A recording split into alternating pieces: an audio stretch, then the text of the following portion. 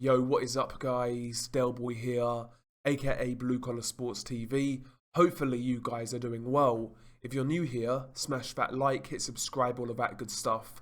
So, this past weekend marked the end of Carl Frampton's career. Of course, he attempted to become a free-weight world champion and he fought Jamel Herring, but unfortunately for him, he got TKO'd in the 6th round. And that defeat basically signalled the end of Carl Frampton's career. After that fight, he announced his retirement, and this video really is just a quick career review for Carl Frampton. I'll basically take you from start to finish and add my input as we go along. Before we start, let me take a sip of Guinness. Beautiful, beautiful stuff, man. So yeah, Carl Frampton, born in Belfast, Northern Ireland in 1987, took up boxing quite early in his life. I believe he was actually subject to bullying and whatnot early on in his life. Subsequently took up boxing and found out that he had a knack for it. In Ireland, he was a very highly regarded amateur. In 2005, he won the Irish flyweight title, and in 2009, he won the Irish featherweight title, both at senior. In fact, in 2009, he beat David Oliver Joyce in the final.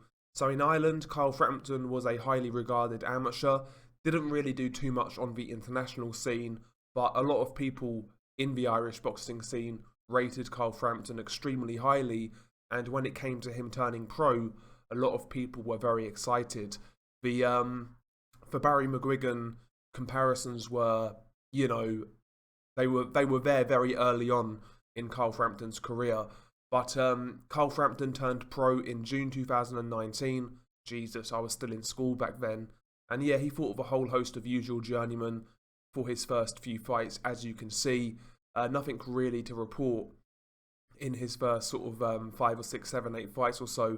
His first title came in December 2010, and he fought Gavin Reed for the Celtic Super Bantamweight title, a fight he won by a second round knockout. And the biggest test of Carl Frampton's career to date would come when he fought Robbie Turley. Robbie Turley, actually quite a decent boxer at that level, quite big for the weight from what I remember. And this really was Carl Frampton's first test of his career. Robbie Turley, he gave Carl Frampton some issues in that fight, no doubt about it. Won a couple of rounds here and there, but ultimately Carl Frampton ended up winning the fight. And he won by unanimous decision. But that was certainly Carl Frampton's hardest test of his career to date. The fight after Robbie Turley against Mark Kwon, he won the Commonwealth Super Bantamweight title, and he knocked out Mark Kwon in the 4th round. And after this fight, he defended his Commonwealth title a few times. As you can see, beat Chris Hughes by TKO, beat Prosper Ankara as well, once again by knockout. And on the 26th of May 2012, he fought a man by the name of Raul Morales, who was a pretty good journeyman. Not a journeyman, sorry. What am I saying? He was a prospect at the time, unbeaten, as you can see. And Carl Frampton ended up winning that fight by unanimous decision. This fight right here was actually on the undercard of Carl Froch versus Lucien Butte. Obviously, that night, Carl Froch regained a belt at super middleweight. And yeah, this fight was on regular Sky Sports. Lucien Butte versus Carl Froch on regular Sky Sports with Carl Frampton on the undercard. Great quality event back in 2012. But yeah, Carl Frampton beat Raul Morales by a 12-round unanimous decision. And I would say, his career so far, this was his biggest test to date. And he passed it with flying colours. After the Raul Morales fight, he fought Steve Molitor for the Commonwealth title and also at IBF minor trinket, and he beat Steve Molitor by a 6th round knockout. Now, Steve Molitor at the time was past his best, but he was a former world champion and definitely the biggest name that Carl Frampton had fought to date. So yeah, a good win on paper for Carl Frampton. Steve Molitor coming towards the end, but yeah, former world champion, a good win and a good performance by Carl Frampton. I remember that fight and he looked very good. February the 9th of February 2013. Biggest test of Carl Frampton's career, without doubt, was against Kiko Martinez. And this fight was for the European Super Bantamweight title. Kiko Martinez, coming into this fight, was on a bit of a tear. He was knocking people out. He had success at European level. Aggressive guy, puncher. And, he's one of those guys who'll give anyone a hard fight. And Carl Frampton won this fight by a 9th round knockout. Beautiful knockout in the 9th round. I remember watching that fight, and it was a really good fight. Kiko Martinez, he really did bring it to the table. He was aggressive, he was pressuring Frampton, and he gave Frampton a real hard fight. Definitely the toughest fight of Frampton's career up until this point. But at the end of the day, it was Carl Frampton who pulled the knockout punch, and he knocked out Kiko Martinez in the 9th round. Very good fight, and I think this really was the fight that announced that Carl Frampton was better than domestic level, he was better than European level, he was actually world class. I know that was only for a European title, but Martinez was always a dangerous, dangerous guy, and when Carl Frampton knocked him out, I think that's when people really started to believe that Frampton was the real deal. And funnily enough as well, it was around this time when the Scott Quigg fight was first being talked about. Obviously, back then, Carl Frampton versus Scott Quigg was one of the most anticipated domestic matchups in the UK. That fight was being talked about for years before it eventually happened down the line. And it was around this time, from what I remember, when this fight was first being talked about, around this sort of early 2013, late 2012 time.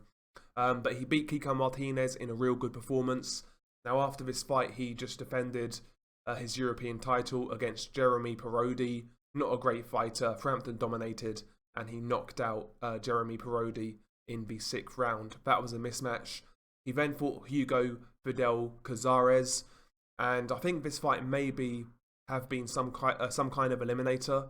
My memory don't serve me that well, but Hugo Fidel Cazares was a former world champion, long in the tooth, but once again somewhat of a name.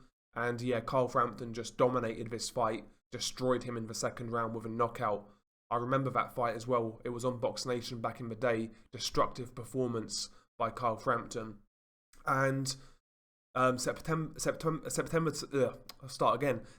6th, 2014, came Carl Frampton's biggest test of his career. He rematched Kiko Martinez for the IBF Super Bantamweight title, and this version of Kiko Martinez was improved from the last version he fought the year prior. After Kiko lost to Carl Frampton back in 2013, Kiko Martinez actually went on to become a world champion, and he made a couple of defenses of his IBF Super Bantamweight title. And once again, Kiko Martinez, dangerous guy. He brought the pressure. It was a clear win for Carl Frampton. He dropped him in the 5th round as well, I believe with a left hand, if memory serves me correct. Frampton clearly won the fight, but Kiko Martinez definitely made him work hard for it. Martinez had success, but ultimately it was Carl Frampton again who proved the classier operator in that ring. After the Kiko Martinez win, Carl Frampton defended his IBF Super Bantamweight title, and he fought his mandatory challenger, Chris Avalos. He dropped Chris Avalos numerous times and hurt him numerous times, dominated the fight, and knocked him out in 5 rounds. Incidentally, it was around this time, once Carl Frampton won that belt, it was around this time when people were talking about Carl Frampton versus Guillermo Rigondeaux. And at Super Bantamweight at the time, Rigondeaux was kind of avoided by the other champions, including Carl Frampton. And, after the fact that Carl Frampton has retired, really the only black mark on his career is the fact that he never fought Guillermo Rigondeaux. That's really the only black mark. And a lot of people hold that against him. It's funny because, obviously, throughout Carl Frampton's career, he got compared to Barry McGuigan. And this situation with Rigondeaux is quite similar to Barry McGuigan's situation with Azuma Nelson back then. And a lot of historians will say Barry McGuigan ducked Azuma Nelson. And, this Rigondeaux situation was kind of similar. But yeah, a lot of people wanted to see the Rigondeaux fight back then. Never happened though. but he defended his title successfully against Chris Avalos. He then made his American debut. This was actually on a PBC card, and he fought the unknown Mexican Alejandro Gonzalez Jr. Gonzalez Jr. was a real tall super bantamweight, rangy, good straight puncher, and this fight was supposed to be a mismatch, you know, an easy title defense for Carl Frampton. He was supposed to look good and dominate the fight. Never happened. Carl Frampton got dropped twice in the first round and had some real hard moments in this fight. Gonzalez went on to get deducted 2 points for low blows. Gonzalez was very rough, very rugged, and he gave Carl Frampton a very hard fight. Frampton definitely won, but he really was made. He was made to work for it, and you know, sadly enough as well, Alejandro Gonzalez soon after this fight actually got murdered in Mexico by some cartel. He was basically shot to death and was found in a back of a pickup truck, I believe. So, yeah, you do wonder how good Alejandro Gonzalez Jr. actually was if he could continue his career. Maybe he was a diamond in the rough. Maybe he just, you know, Carl Frampton just had an off night. But it would have been interesting to see where Alejandro Gonzalez Jr. would have gone after this fight. But unfortunately, you know, a little while after this fight, Alejandro Gonzalez Jr. was murdered by a cartel in Mexico. After the Alejandro Gonzalez Jr. fight, we got the fight in the UK that we was all waiting for. Carl Frampton versus Scott Quigg. This fight, you know, took a few years to make. There was a lot of hype going into this fight. A lot of people were very excited. But the fight itself, to tell you the truth, never really lived up to expectations. First sort of 8 rounds, Carl Frampton was winning, boxing on the back foot, pot-shotting, picking his shots. Scott Quigg was marauding forwards, doing nothing, and Scott Quigg basically gave away the first 8 rounds. You know, those typical Joe Gallagher tactics: do nothing for the first half of a fight, and then come on strong. And yeah, first 8 rounds, Carl Frampton was well ahead. Towards the end of his fight, though, Scott Quigg came back into it, started to pressure, started to have success, you know, landing some good body work, pushing Carl Frampton back, roughing him up, and Scott Quigg definitely finished this fight strong, but ultimately Scott Quigg started way too late, and in my opinion, he threw this fight away. If he adjusted his tactics a little bit, I think he could have won this fight, if I'm being honest, because you look at when Scott Quigg actually put it on Frampton in the last sort of 3 or so rounds. Scott Quigg was definitely getting the better of it when it turned into a fight. So who knows what would have happened if he did that earlier on. He never did, and Carl Frampton then became a unified super bantamweight champion. He also captured Scott Quigg's WBA super bantamweight title. So at this point, Frampton was a unified champion at super bantamweight.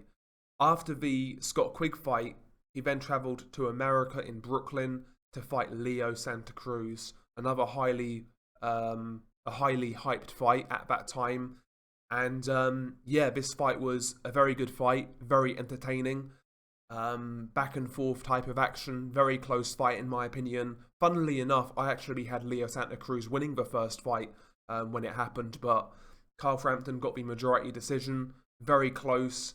And at this point in time, in 2016, Carl Frampton was, you know, you were seeing Carl Frampton in the lower end of top 10 pound for pound lists. And forgive me if I'm wrong, I believe Carl Frampton may have been Fighter of the Year in 2016 by the Ring magazine. I might be wrong on that, but yeah, 2016 was arguably Carl Frampton's best year of his career. Back-to-back wins over Scott Quigg and Leo Santa Cruz. You can't really argue with that. After the Leo Santa Cruz fight, they immediately rematched, and this fight was at Las Vegas in the MGM Grand. Second time around, though, didn't go as well for Carl Frampton. Leo Santa Cruz completely switched his game plan up, was boxing from range, you know, keeping it on the outside, maintaining a good volume, and basically he just outworked and outboxed Carl Frampton. And in my opinion, it was pretty comprehensive. I don't know why it was a majority decision. It was a clear Leo Santa Cruz win, and this was the first defeat of Carl Frampton's career. Um, and yeah, funnily enough, this fight right here actually marked the end of Carl Frampton's relationship with both Barry McGuigan and Shane McGuigan. Obviously, that turned into a big legal dispute. I'm not a legalese expert, so I'm not really going to go too much into it, but, you know, they fell out. A lot of bad blood between both parties, and yeah, this was Carl Frampton's last fight with Barry McGuigan. After this fight, obviously he was in search for a new trainer, and the guy he chose was Jamie Moore. And Jamie Moore's first fight with Carl Frampton was a comeback fight against Horacio Garcia in Belfast, back end of 2017. And in this fight, Carl Frampton didn't really look too good, to be honest. Similar to the fight with the other unknown Mexican, Alejandro Gonzalez Jr., Garcia came in, pressured, gave Carl Frampton a lot of problems, dropped him, I believe. Yeah, he did. He dropped him in the 7th round. And that was actually a close fight, to be honest with you. I think at the time, some people actually had Garcia winning. So yeah, that performance really did worry a lot of Carl Frampton fans back in the day. Obviously left Shane McGuigan, looked real poor in this fight. And yeah, Carl Frampton's career at this point was looking a bit ropey, I have to say. After the Horacio Garcia fight, though, he actually got a big fight against Nonito Donaire. This fight took place at the SSE Arena in Belfast. You know, a lot of people were excited to see Donaire in the UK. And Carl Frampton ended up winning a unanimous decision. Actually boxed a real good fight in that one, to be honest. Was in and out, landing some good shots. And he beat Donaire quite convincingly. I know Nonito Donaire, for me, was never really a featherweight, to be honest. He was always kind of outsized in that weight class. But still, great name to have on the resume. Nonito Donaire is a first ballot Hall of Famer. So it's always good to have someone like that on your resume. And it was a good performance by Carl Frampton. I felt he looked really good in that fight. After the Donaire fight, by the way, this was for the interim WBO featherweight title. After the Donaire fight, he fought unknown Australian Luke Jackson. Luke Jackson in this fight took a hiding. Like, his face got mashed up, his eye was badly swollen, and eventually he was knocked out with a body shot in the, was it a body shot? I don't remember, but he was stopped in the 9th round, and that was a beatdown. Luke Jackson, you know, nothing really to write home about.